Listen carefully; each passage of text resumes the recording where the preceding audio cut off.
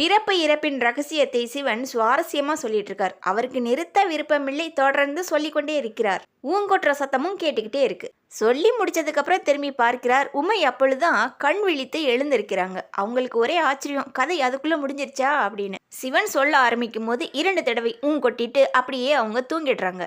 அப்போ இவ்வளவு நேரம் ஊங்கொட்டிட்டு இருந்தது கிளின்னே தெரிஞ்சுக்கிறாரு.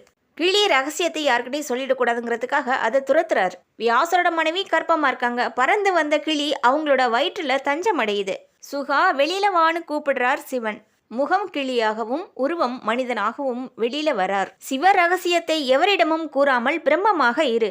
உன் ஜன்ம தினத்தன்று உன்னையும் என்னையும் சேர்த்து வணங்குவோர் வாழ்வு சிறப்படையும் என ஆசி வழங்கினார். சுக என்றால் கிளி. குழந்தை பிறந்ததும் வியாசர் சுகர் என்று பெயரிட்டார். குழந்தையை புனித கங்கையில் நீராட்டினார் வியாசர். உடனே 12 வயது பாலகனாக மாறினார் சுகர். அனைத்திலும் பிரம்மத்தை கண்டவர்.